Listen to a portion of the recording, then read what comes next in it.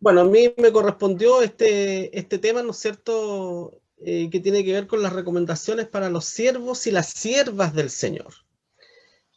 Tanto para hombres cristianos como para mujeres cristianos, de todas las edades, ¿ya? De todas las edades, no solamente adultos, sino jóvenes y, ¿por qué no, niños también? Si los niños también pueden servir al Señor, ¿ya? Entonces, vamos a partir con este tema leyendo Malaquías, capítulo 3, versículos 16 y 17. Así que voy a esperar, ¿no es cierto? Porque hay que aprender, y hoy día aprendí que hay que esperar, ¿no es cierto?, que los hermanos busquen en sus Biblias. Malaquías 3, 16 y 17. ¿Ya? Malaquías es el último libro del Antiguo Testamento, antes de Mateo, ¿ya? Malaquías, capítulo 3, versículos 16 y 17. ¿Ya? ¿Encontraron ya, mis hermanos?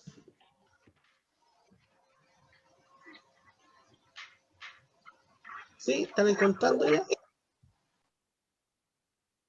Bien.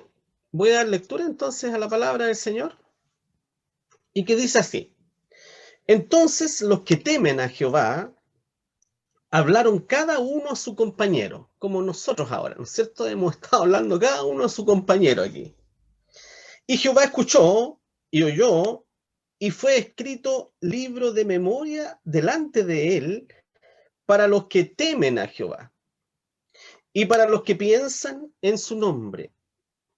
Y serán para mí, miren qué lindo este versículo, ¿no es cierto? Y serán para mí especial tesoro, ha dicho Jehová de los ejércitos, en el día que yo tengo de hacer, y perdonarélos como el hombre que perdona a su hijo que le sirve. Hermoso versículo, ¿verdad? Oramos.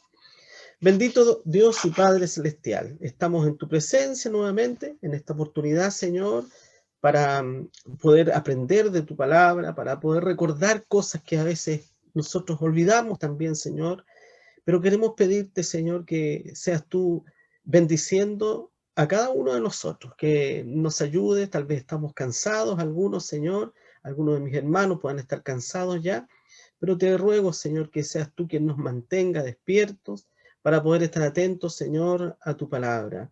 Padre Celestial, gracias porque hemos aprendido, Señor. Hemos aprendido porque siempre aprendemos, Señor, cuando escudriñamos tu palabra. Por eso te agradecemos y te ruego que sigas en medio nuestro, dirigiéndonos, Señor, porque te lo pedimos en el nombre de Jesús, nuestro Salvador. Amén. Bien, entonces, recomendaciones, ¿no es cierto?, para siervos y para siervas del Señor. Primero me quiero detener, ¿no es cierto?, con estas recomendaciones para mis ancianos gobernantes, para todos los ancianos gobernantes, y para quienes tienen el llamado, ¿no es cierto?, a ser parte del ministerio del Señor, para quienes quieran, ¿no es cierto?, en un futuro tal vez próximo o lejano, ser partícipe de esta gran bendición de ser, ¿no es cierto?, un anciano gobernante o un obispo, ¿verdad? Es una bendición tremendamente grande esto. Y voy a compartir con ustedes aquí, y aquí les voy a pedir que lo escuchen nomás, ¿no es cierto?, para que no nos alarguemos tanto. Les voy a dar lectura yo a Tito, capítulo 1, versículos 5 y 9. ¿Qué dice así con respecto a los ancianos gobernantes? Por esta causa te dejé en Creta, ¿verdad? Palabras del apóstol Pablo a Tito. Creta es una isla, ¿no es cierto?, que está ahí en el Mediterráneo, una isla bastante grande, que fue en algún momento, estuvo dentro de la ruta del apóstol Pablo. Y Pablo deja ahí en Creta a Tito y le dice: por esta causa te dejé en Creta, para que corrigieses, lo que falta y pusieses ancianos por las villas. Aquí el griego dice en cada ciudad, ¿ya? Deberíamos entenderlo así: para que pusieses ancianos en cada ciudad, así como te mandé. Dos puntos, ¿ya?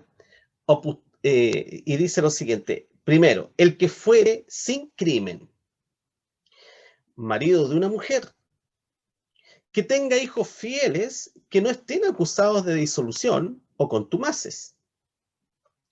Porque es menester o es necesario, ¿verdad?, que el obispo, el anciano, sea sin crimen, como dispensador, o sea, que reparte, ¿no es cierto?, y que distribuye y que administra las cosas del Señor, quiere decir eso, como dispensador de Dios, no soberbio, no iracundo, no amador del vino, no heridor, no codicioso de torpes ganancias, sino hospedador, amador de lo bueno, templado o moderado, ¿no es cierto?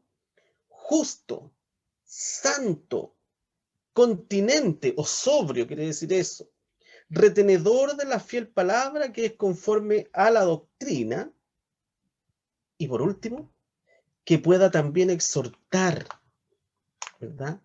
Que pueda exhortar, aconsejar o corregir con sana doctrina y convencer a los que contradijeren.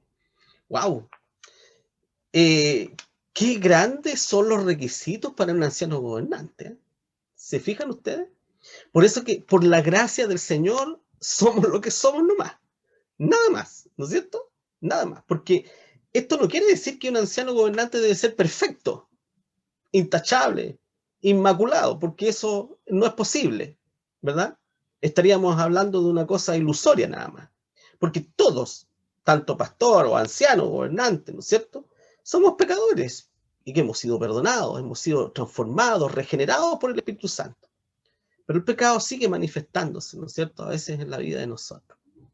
Pero debemos, el anciano, ¿no es cierto?, debe ser un hombre que está, ¿no es cierto?, entregado en las manos del Señor, completamente, para que el Señor sea quien dirija, ¿no es cierto?, toda su vida. Así que recomendaciones para los ancianos, ¿no es cierto?, que podamos leer estas palabras y guardarlas y mantenerlas siempre ahí en nuestro corazón. Bueno, los ancianos, mis hermanos, son los representantes del pueblo de Dios, ¿ya? Los ancianos de nuestra iglesia, ¿verdad?, hermano Carlos, hermano Abner, el hermano Duber, son los representantes de todos ustedes, de todos los hermanos de la iglesia de la Santísima Trinidad. Son los representantes de ustedes, son los representantes del pueblo de Dios. Y tienen responsabilidades, pues. Y las responsabilidades de los ancianos gobernantes principalmente son tres. ¿Ya? Podemos dividirlas en muchas, pero principalmente la responsabilidad de los ancianos gobernantes son estas tres. El gobierno de la iglesia. La responsabilidad del anciano es gobernar la iglesia, ¿verdad? Pero ojo, gobernarla tanto en la parte disciplinaria, ¿no es cierto?, como en la parte espiritual también, ¿ya? Por lo tanto, vamos a englobar todo esto, ¿no es cierto?, de gobierno en estos dos ámbitos. La disciplina, ¿no es cierto?, y el cuidado espiritual de cada uno de nuestros hermanos. La disciplina, porque la iglesia debe ser disciplinada. ¿Qué hemos estado aprendiendo acá si no disciplina, ¿no es cierto? ¿Cómo debo presentarme, como decía nuestro hermano Abner? ¿Cómo debo presentarme en el culto solemne? ¿Cómo debo vestirme para el culto solemne? ¿Debo preparar un lugar para el culto solemne? ¿No es cierto? Entonces, todo eso es función de los ancianos, del anciano gobernante, o de los obispos, ¿no es cierto? Que significa lo mismo. Los obispos o los ancianos. La disciplina también, corregir, ¿no es cierto?, el error, que puede haber un error de conducta, puede haber un error doctrinal, ¿no es cierto? La labor del anciano es corregir esas cosas, ¿verdad? Porque es un dispensador de Dios, leíamos recién, un administrador de las cosas del Señor. Y el cuidado espiritual de todos nuestros hermanos. Velar por el cuidado espiritual. Observar a nuestros hermanos. El anciano, ¿verdad?, debe llegar a tal punto de mirar a un hermano y darse cuenta, tal vez, ¿no es cierto?, y no quiero ser tan fantástico en esto, ¿no es cierto?, pero debe en cierto modo darse cuenta si el hermano o la hermana con la cual conversa es un hermano que está viviendo una vida espiritual sana o una vida espiritual enferma, ¿verdad? Y eso tiene que ver con el discreción o el discernimiento de espíritus también, ¿no es cierto? De entender cómo está mi hermano en su vida espiritual. Esa es labor del anciano gobernante, ¿m? El cuidado espiritual. Que nuestros hermanos, ¿no es cierto?, puedan tener una vida espiritual sana dentro de la congregación. Que sea una congregación disciplinada también, ¿no es cierto? Y disciplinar no significa retar, o como decía nuestra hermana, criticar, ¿no es cierto?, a través de una predicación. Eso no sería espiritual tampoco, ¿ya? No podemos usar la palabra de Dios para criticar a alguien. ¿M? La palabra de Dios debemos usarla para exhortar, para enseñar, para consolar, ¿verdad? Pero por otro lado también, en el otro lado, ¿no es cierto?, el auditorio, si estamos en el lugar de auditorio, de público, ¿no es cierto?, de oyente de la palabra del Señor, también debo tener la humildad suficiente para entender de que Dios me habla a través de ese predicador, pues. Porque también podemos decir, no, yo con este predicador no aprendo nada. Eso sería una soberbia y un orgullo tremendo, ¿no es cierto?, y una carnalidad. ¿Ok? Entonces, la responsabilidad del anciano gobernante es el gobierno de la iglesia, ¿verdad?, la disciplina y el cuidado espiritual, porque son los representantes, ¿no es cierto?, del pueblo. Y por lo tanto deben tener una vocación genuina, ¿ya? Y la vocación es un llamado del Señor, porque este es un ministerio, ¿verdad?, al cual el Señor llama a algunos a formar parte de este ministerio, de ser un obispo, de ser un anciano gobernante. Es un llamado del Señor. No es que se le ocurrió a uno, yo quiero ser anciano porque quiero sentirme poderoso, o porque quiero estar sobre los demás, o no. Es un llamado del Señor primeramente. Debe estar ese llamado en el corazón del hermano primero. ¿Mm? A nosotros tal vez nos gustaría, a lo mejor en las iglesias grandes, ¿no es cierto? Dicen, no, yo quiero este hermano por anciano, yo quiero este otro para anciano. Pero nos hemos preguntado, bueno, ¿el Señor le habrá llamado a este hermano para ser anciano? ¿Verdad? Porque este es un llamado, es una vocación, y esa vocación debe ser genuina, debe ser algo que Dios le ha entregado en el corazón a ese hermano, ¿verdad? Y esta vocación genuina se manifiesta, ¿m? Como dice ahí. Esta vocación genuina de parte del Señor, este llamado del Señor se manifiesta, ¿verdad? Primero, en el testimonio de una buena conciencia. Es algo tan personal eso, ¿verdad? El testimonio de una buena conciencia, y no una conciencia que me esté diciendo permanentemente, ¿no es cierto?, me esté acusando o me esté remordiendo, ¿no es cierto?, por algún pecado, por algo, ¿no es cierto?, que está allí. El testimonio interior, ¿verdad? Yo sé que Dios me ha llamado, yo sé que Dios ha tocado mi corazón, y yo sé que Dios ha regenerado mi vida y mi ser, y me ha traído a este mundo para esto. Es el llamado interno que Dios produce en el corazón, ¿no es cierto?, del anciano gobernante. En segundo lugar, no es suficiente esto tampoco, ¿no es cierto? Es lo más importante, el llamado de Dios al corazón del anciano, del obispo. Pero también debe estar la aprobación del pueblo de Dios, ¿verdad? Nuestro sistema de gobierno presbiteriano es un sistema de gobierno sacado de la palabra del Señor. No lo inventó Calvino, ¿no es cierto? Está sacado de la palabra del Señor. Pablo, por donde iba, instituía y dejaba ancianos, lo leímos aquí mismo, ¿no es cierto?, cómo instruyó a Tito, ¿no es cierto?, a dejar ancianos en distintas ciudades. Es el gobierno que nos muestra y establece la palabra de Dios. Entonces, el anciano debe tener la aprobación del pueblo de Dios también. ¿Mm? Y por eso que esta aprobación se manifiesta en una asamblea congregacional, ¿verdad? Y eso, entre paréntesis, debo hacer un paréntesis aquí, ¿no es cierto? Porque muchos hermanos en las asambleas congregacionales proponen a los ancianos gobernantes, y no es así. El anciano gobernante debe ser propuesto al consistorio primero. Incluso primero, antes de hablar con el hermano, debe ser propuesto al consistorio.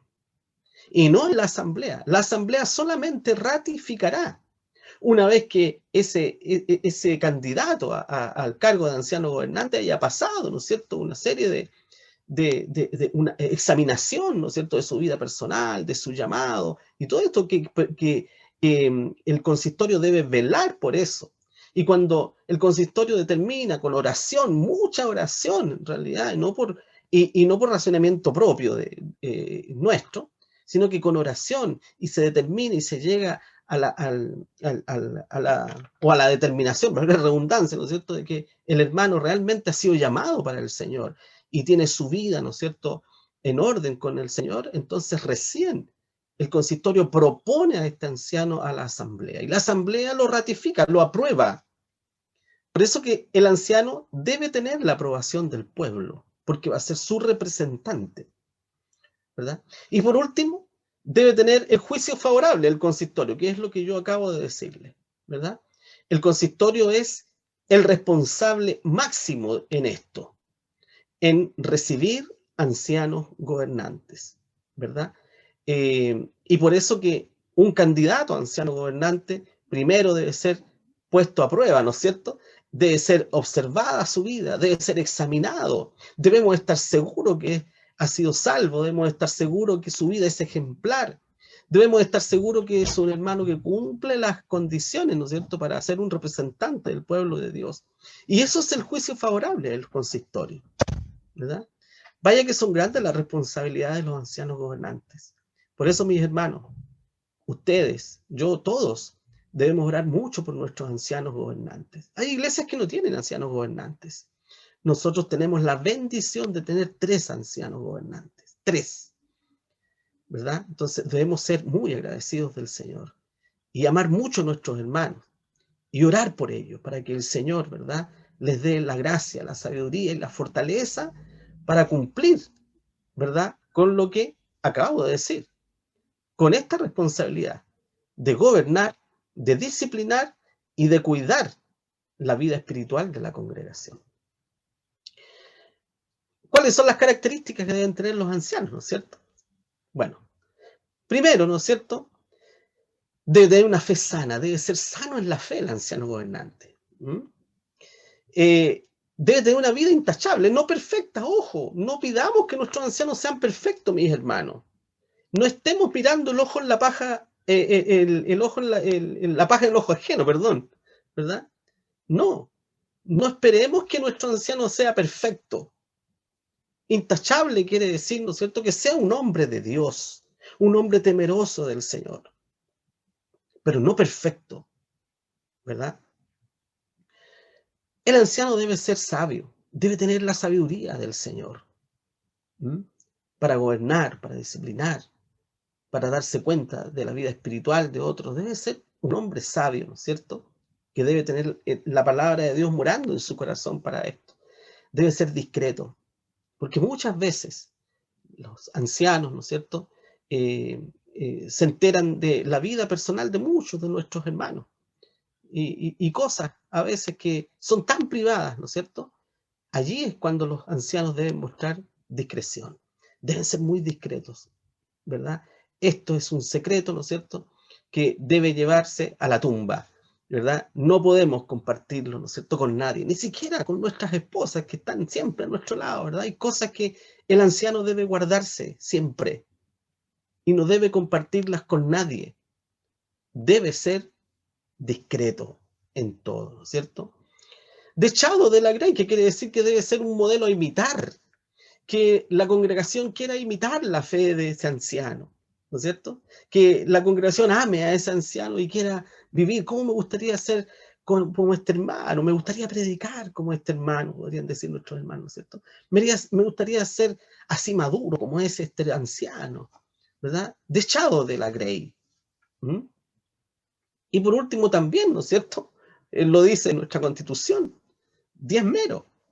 El anciano debe ser ejemplo en esto, ¿verdad? Debemos ser diezmeros nosotros, entregar nuestro diezmo, porque no nos pertenece, porque es del Señor y es para la obra de Dios, ¿no es cierto? No es para el enriquecimiento del pastor, ya como se dice en el mundo, ¿no es cierto? Mucha gente cree que los pastores se quedan con los diezmos. Bueno, hay iglesias que es verdad, ¿no es cierto? Pero en el caso de la nuestra, gracias al Señor, no es así, ¿verdad? Los diezmos son íntegramente ocupados en la obra del Señor. y no son, ¿no es cierto?, del pastor en el caso de nuestra iglesia. Entonces ahí tenemos las características, ¿no es cierto?, los ancianos gobernantes. Fe sana, vida intachable, sabios, discretos, dechados de la grey, diezmeros. Debemos orar mucho por nuestros ancianos nosotros, siempre, estar permanentemente orando por cada uno de ellos y agradeciendo al Señor que nuestra iglesia cuenta con 3 ancianos, ¿verdad? Y recomendaciones para los diáconos también, y para las diaconisas. En Hechos, vamos a leer Hechos ahí, capítulo 6, versículos 2 y 3. Escúchenlo nomás. Dice así: así que los 12 apóstoles convocaron a la multitud de los discípulos y dijeron: no es justo que nosotros dejemos la palabra de Dios y sirvamos a las mesas. ¿Ya? Ahí ustedes saben el problema que se suscitó en la iglesia primitiva, ¿no es cierto? Hay unos desacuerdos entre los griegos, ¿verdad?, y los judíos. Entonces, los apóstoles ahí se enojaron, ¿no es cierto? Y dijeron: ya basta esto, ¿hasta cuándo? ¿No es cierto? Ya nosotros, ¿cómo nosotros vamos a dedicar a servir a las mesas y a predicar? Ya basta.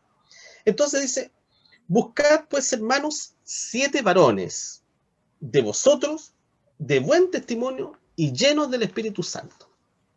Bueno, esa es la primera y gran característica que deben tener nuestros diáconos y diaconisas.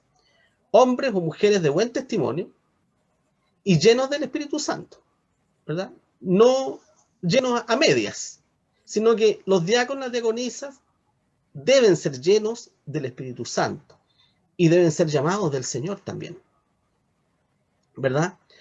Porque son oficiales de la iglesia. Oficial quiere decir, ¿no es cierto?, una persona que cumple un cometido mandado por un jefe, ¿no es cierto?, y que administra bienes que le son entregados también, ¿verdad? Y en este caso, los diáconos y nuestras diaconisas son oficiales de nuestra iglesia. También son autoridad, ¿no es cierto?, dentro de la congregación. Y obviamente el diácono o la diaconisa es llamado por Dios. Ahí está esa vocación genuina que debe tener un diácono o una diaconisa. No sirve un diácono o una diaconisa que está ahí por obligación, porque el consistorio, ¿no es cierto?, lo propuso. No sirve eso. El diácono o la diaconisa debe ser llamado por el Señor. Debe tener la vocación en su corazón para poder cumplir el propósito con el cual el Señor lo ha llamado, ¿verdad? Entonces, los diáconos, no olvidemos, son oficiales de la iglesia y son llamados por el Señor.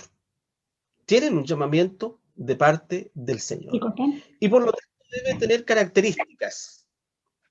¿Ya? Voy a pedir que silencien los micrófonos, ¿cierto?, para que no haya interferencias, por favor. Ya me queda poquito.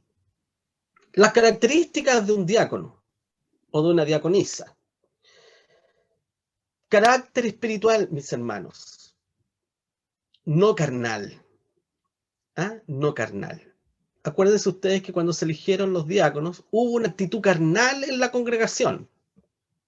A mí me dieron menos que al otro. Eso es carnal. Por lo tanto, se eligieron varones, en este caso, ¿no es cierto? Fueron 7 varones que fueran llenos del Espíritu Santo, no carnales, sino que hermanos espirituales, que tuvieran un carácter espiritual, que tuvieran buena reputación o buen testimonio. No podían tener mal testimonio. Imagínense ustedes un diácono que tenga mal testimonio, que llegue una persona, ¿no es cierto?, a la iglesia nueva, gente dice: ¿y esa persona que está ahí, por qué ustedes la tienen ahí? Si yo la conozco. Yo conozco a esa persona que está ahí. Ha pasado. No con diáconos, ¿no es cierto? Pero he vivido situaciones así. ¿Se imagina usted? Entonces, el diácono o la diaconisa debe tener buen testimonio y buena reputación. Dentro de la iglesia el buen testimonio se usa como cristiano, pero la reputación nos sirve, ¿no es cierto?, donde vamos. ¿Ya? Donde quiera que vayamos, debemos tener una buena reputación. Mayormente, ¿no es cierto?, los diáconos, las diaconisas, que si yo voy a su casa y el vecino, la vecina, y le pregunto, que, ¿no es cierto?, que la respuesta de los vecinos sea favorable, ¿verdad? Eso es buena reputación. Su vida debe ser una vida ejemplar, no perfecta, porque no somos perfectos, insisto en esto, pero debe ser una vida ejemplar, pues, una vida digna de imitar de otros, de acuerdo a su oficio. ¿Y cuál es el oficio, no es cierto? el hacer misericordia, el estar preocupado de los enfermos, el estar preocupado de los necesitados, ¿verdad? Esa vida debe ser ejemplar, debemos imitarla nosotros. A veces a nosotros nos cuesta tener esas características, ¿verdad? Ir a ayudar, ser servicial. Bueno, el diácono debe tener esa característica, debe ser una persona servicial, debe tener un espíritu fraternal, ¿ya? No debe tener en privilegio a algunos y en desmedro a otros en la congregación, ¿ya? El diácono, la diaconisa, debe tener ese espíritu fraternal con todos sus hermanos. En primer lugar, con sus hermanos. Y en segundo lugar, con todos su prójimo. Un espíritu fraternal. Y por último, un buen juicio también. Esto es importante, mis hermanos. El buen juicio, ¿no es cierto? Porque imagínense ustedes un diácono, una diaconisa, ¿no es cierto? Que todo lo critica, ¿m? Que todo le parece mal, ¿verdad? El diácono, la diaconisa debe tener un buen juicio de las cosas, debe ser sabio, debe ser sabia para actuar, para hablar, para llevar el consejo sabio cuando se requiera, o la palabra de exhortación al que está debilitado, al enfermo.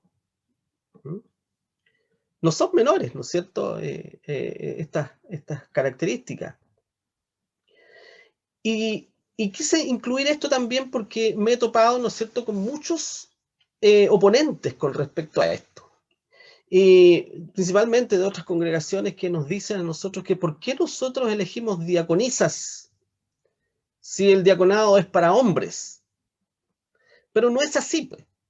¿Ah? El que critica eso es porque no conoce la Biblia, es porque no conoce la doctrina del Señor entonces, ni cómo Dios establece, ¿no es cierto?, los oficios dentro de la congregación. Bueno, sí, el diaconado también es para mujeres y lo establece la palabra del Señor. Es diferente, ¿no es cierto?, la forma en la cual se instalan. El hombre se ordena, la mujer se encomienda al Señor. Pero sí, el diaconado también es un oficio para mujeres, como lo dice ahí, Romanos 16, 1, 2.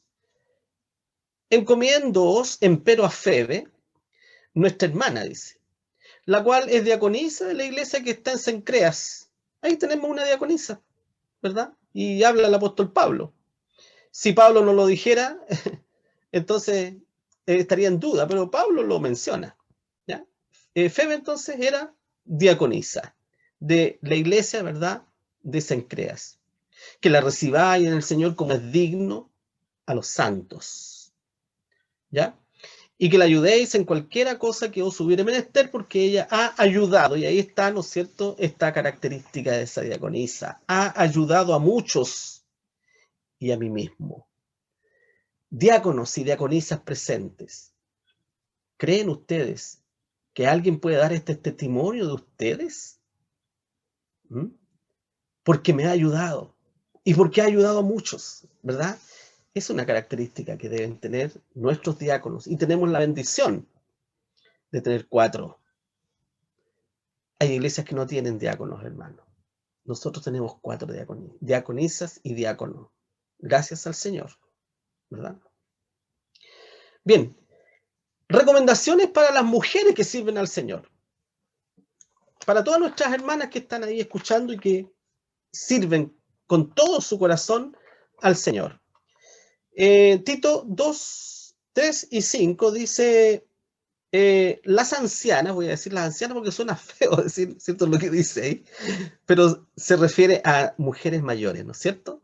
Las mujeres mayores o ancianas, ¿verdad?, asimismo se distingan en un porte santo, no calumniadoras, no dadas a mucho vino, maestras de honestidad, que enseñen, ojo, que enseñen bien, perdón, que enseñen a las mujeres jóvenes a ser prudentes, a que amen a sus maridos, porque la palabra de Dios no sea blasfemada. Bueno, aquí tenemos, ¿no es cierto?, algunas recomendaciones para ustedes, mis hermanas, que sirven al Señor. ¿Ya? Deben distinguirse en un porte santo. ¿Ya? La santidad es la característica que debe tener toda mujer cristiana, y mayormente las que sirven a Dios. No deben ser calumniadoras. Esto es parte del ser humano. Y qué triste es cuando lo encontramos en la iglesia. Y más triste aún cuando lo podemos encontrar en alguna sierva del Señor. Ahí sí que sería una catástrofe, ¿no es cierto? No, esa es una carnalidad que debe salir de todos nosotros, no solo las mujeres, ¿eh? De todos, la calumnia. Pero hablando de recomendaciones a las damas aquí, no calumniadoras, no dadas a mucho vino. ¿Eh? Así que, hermanitas, cuidado con tomar mucho vino. Maestras de honestidad, deben ser honestas, transparentes en todo, mis hermanas.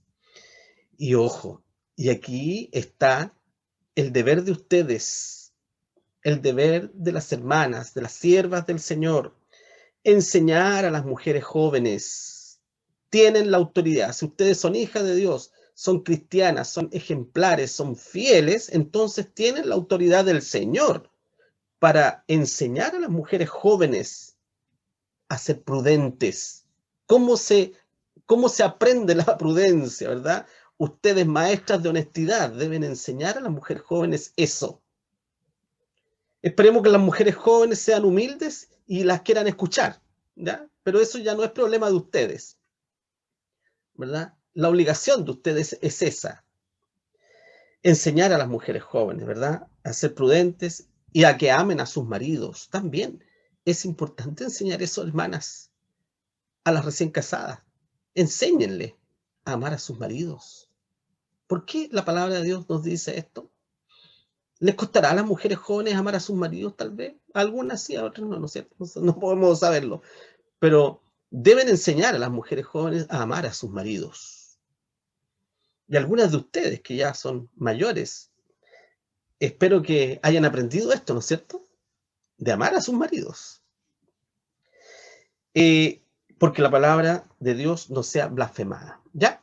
Entonces, las características de las mujeres, de las siervas del Señor, deben tener un carácter espiritual.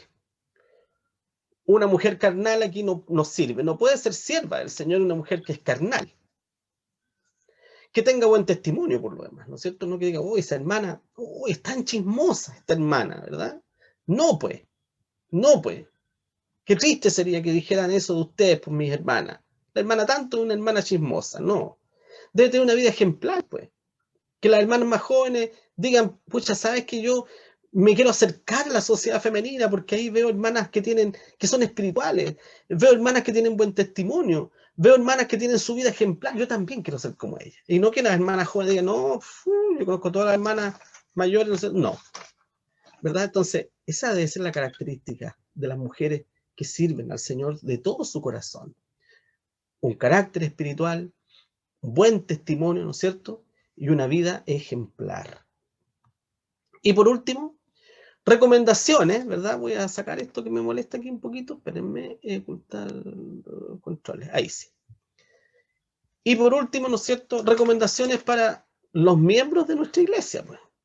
Porque los miembros son los que más olvidan a veces sus responsabilidades.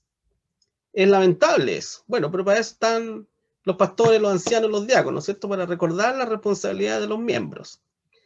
Pero vamos a recordar algunas cosas para ustedes, hermanos, que han sido recibidos miembros por nuestra iglesia, que se bautizaron, que hicieron confesión de fe, que prometieron cosas a Dios y a su congregación, y lo hicieron público, no se les olvide eso nunca. Y esto yo lo digo con energía, porque de manera enérgica, porque siempre los miembros se les olvidan la promesa que hizo ante la congregación, mis hermanos. Primero, deben esforzarse para vivir una vida de forma cristiana y que esté de acuerdo a la Sagrada Escritura. Deben esforzarse para vivir una vida cristiana, pues. ¿Mm? Y esfuerzo significa, ¿no es cierto?, un trabajo. Entonces, esforzarse para vivir una vida cristiana. Mantener la paz de la iglesia también es importante. Tanto que cuesta a veces mantener la paz de la iglesia. No se imaginan ustedes qué frágil es la paz a veces en la iglesia por causa de la carnalidad de muchos de nuestros hermanos. Me miró feo, me dijo esto, me dijo esto otro. Eso que predicó, lo estaba diciendo para mí, ¿no es cierto? Tanta cosa, mis hermanos. Entonces, mantener la paz de la iglesia es el deber de todo miembro de la congregación. Tercero, dar testimonio de su fe.